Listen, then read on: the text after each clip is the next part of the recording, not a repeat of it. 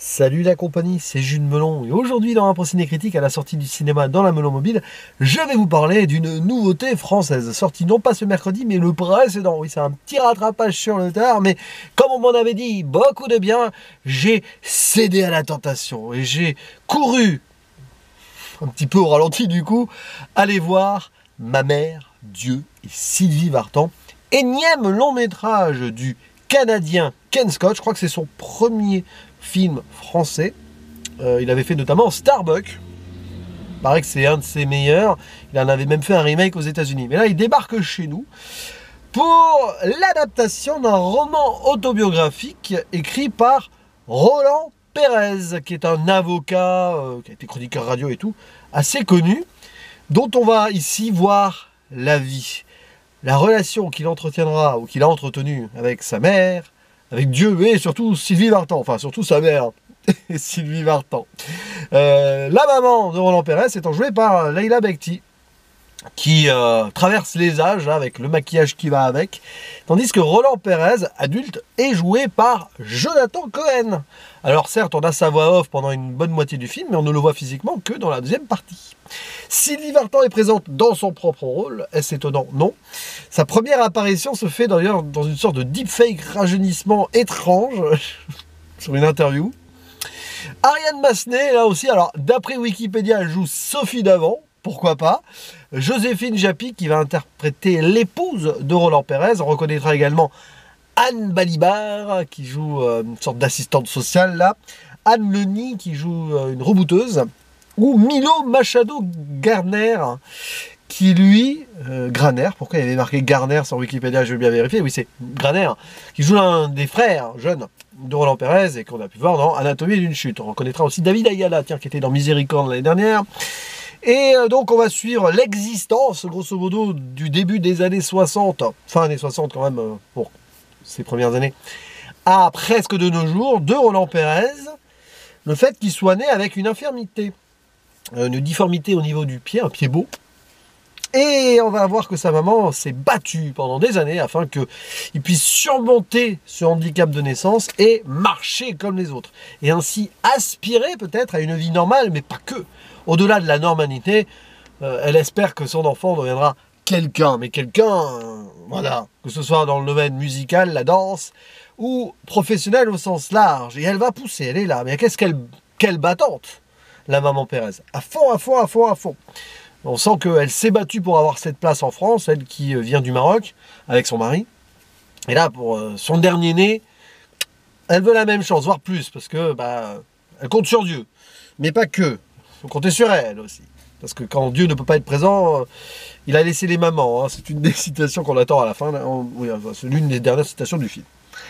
Et c'est pas facile, hein, parce que d'abord, on lui demande de mettre une sorte de, pas de prothèse, mais d'appareillage pour qu'il puisse marcher, mais quand même en gardant malheureusement ce handicap. Elle veut vraiment trouver le bon docteur qui, si ce n'est l'opéra, lui permettra d'avoir une rééducation, ce qui va marcher à un moment. Et grâce aussi à Sylvie Vartan, voilà, la motivation par la musique, par les paroles, il va apprendre à dire avec du Sylvie Vartan, et ainsi après devenir l'adulte qu'il est devenu. Mais la maman, une fois qu'il a volé de ses propres ailes, elle reste là. Nous avons ici le véritable chronique de vie, comédie dramatique, qui nous montre donc une femme forte, qui a tout fait, très protectrice, et que c'est beau et tout, mais il y a un petit basculement à un moment qui fait qu'elle est étouffante. Voilà. Donc, on suit cela avec plaisir, avec émotion. J'avoue que c'est un bon film. Alors, c'est assez classique sur pas mal de points quand même. On peut reprocher, et je peux faire mon titilleur quand même, hein, l'idée que c'est très balisé. Parfois, la musique intervient un peu pour sortir les violons, mais pas que, il y a des moments de silence aussi. En contrepartie, par exemple, il y a du deuil à gérer hein, dans le métrage. Et on fait des ellipses bien senties au moment où. Voilà, on n'enfonce pas les portes ouvertes sur ça, sur deux scènes de 2 disparitions, je reste vague, voire 3 même en fait, quand j'y pense. Ça c'est bien joué. Après bon, la musique elle est là, puis la musique de Sylvie Vartan, les grands standards, hein, notamment la Maritza. Hein. La la la la la la la la la la. Scène remarquable où tout le monde se met à chanter, à danser là dans la maison. Et puis d'autres, hein, évidemment, hein, le duo avec Johnny Hallyday, hein, j'ai un problème, qui va être la première rencontre, mais une rencontre non assumée et non assouvie jusqu'au bout avec le jeune ado Roland qui participait notamment en tant que danseur de Joe Dassin, oui, à l'Amérique à un moment. Bon, bref, c'est très musical, c'est super bien ça. Et c'est vraiment touchant parce qu'en fait, c'est un film qui montre quelque chose de miraculeux sur le papier. C'est une vraie histoire. Et c'est assez extraordinaire. Tu aurais vu ça en scénario en disant oh là là, c'est un peu gros, tout ça. Non, tout est vrai. C'est une sorte de success miracle story. Alors évidemment, hein, dans l'idée de l'ambition, toujours plus, mais c'est ce que la mère voulait. Dans l'intégration absolue, Roland Pérez réussit ce qu'il a pu entreprendre, sûrement grâce à ça. Ça fait un peu... ouais, c'est un film de droite, quoi. Allez, je le balance comme ça, mais c'est pas grave. C'est pas grave, il y a des très bons films de droite. La preuve, celui-ci, il y en est un. Moi, ça me fait marrer parce que, petit aparté avec des amis, voilà, en off, des fois on rigole, ce film de gauche, film de droite, mais au final, quand le cinéma assume son propos et va au bout avec la bonne dose de fond et de forme et tout quand même dans le 7e art, les films sont réussis, hein, au final, quoi qu'on puisse en penser directement. Puis bon, ça reste vraiment très innocent à ce niveau-là, hein. On va pas non plus chercher la petite bête. Tout le monde joue très bien, par exemple. Leïla Bekti, je serais pas étonné qu'elle ait sa petite nomination au César de l'année prochaine, là, quand même. Je dirais qu'elle le mérite. C'est un rôle qui est très fort. Il y a des scènes marquantes où, évidemment, elle est dans une sorte de one-man show. La caméra accroche son émotion, son bagou, son franc-parler, qui permettra d'ailleurs à son fils, on voit à un moment les mimétismes, il l'observe et plus tard il fera pareil sur des plaidoyers, il deviendra un grand avocat grâce à elle. Mais elle passe de l'émotion à ce petit côté un peu décalé où elle en fait trop, mais du coup, c'est son caractère. Et nous, on rigole, mais dès la naissance de son enfant, en fait, il y a des petits moments d'humour. Mais ça va jamais dans les clichés, c'est bien tempéré parce qu'on a un récit de base qui est sûrement très... qui a ce respect, évidemment, à sa maman, quoi. Il a écrit ça pour sa maman, ça se sent. Lui qui ne voulait pas, pendant très longtemps, que cette histoire se save, Roland Pérez, il en a fait quand même un bouquin une fois que sa maman n'était plus là. Et c'est un bel hommage que nous avons ici à travers le livre, à travers le film. Donc ça, c'est beau. Donc Leïla Bekti, parfaite, pardon. Et Jonathan Cohen, extraordinaire là aussi sur certaines scènes où il joue l'énervement ou voilà l'émotion.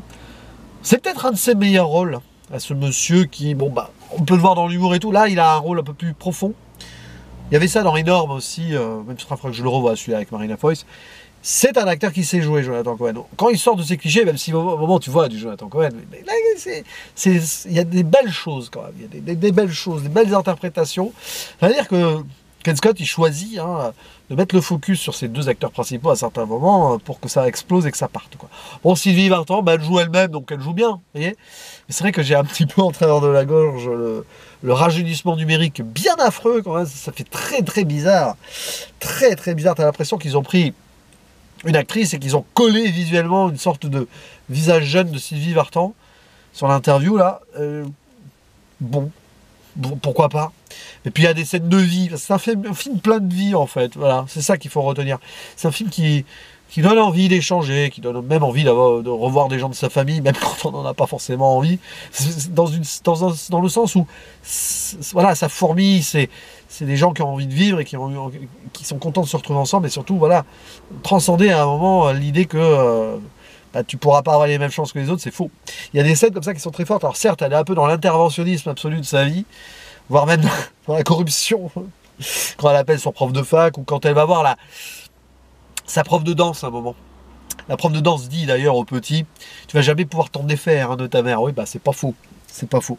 Mais oui, c'est entre amusant, un peu cringe, le fait qu'il y en a une mère possessive, mais aussi très beau. Sur plein de points. Et ça manie bien, on va dire, l'ensemble pour faire un bon mélange, un beau cocktail, qui fait qu'on ressort de là assez satisfait. C'est un vrai bon film français de l'année. Enfin, je suis content, hein.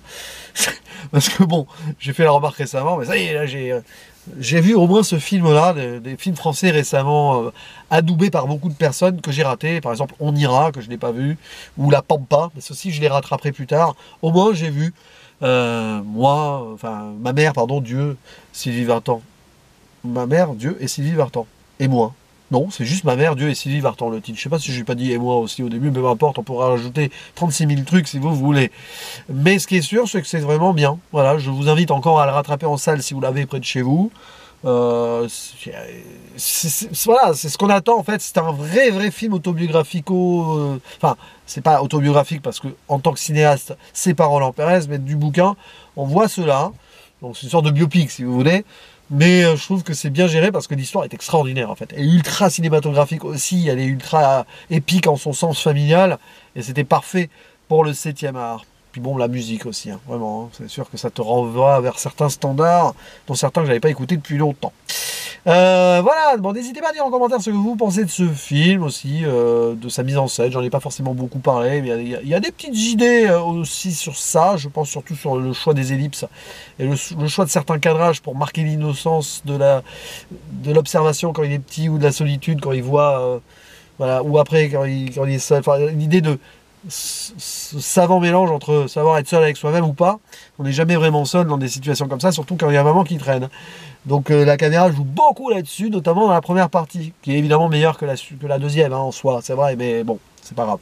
Très bon le petit d'ailleurs, j'ai cité le petit là, qui s'appelle Naïm Nagy, qui est très doué. Voilà, on sent qu'il était bien dans son rôle. Il était mis dans les bonnes conditions. Donc à vous la parole, et il ne me reste plus qu'à vous dire à la prochaine. Ciao!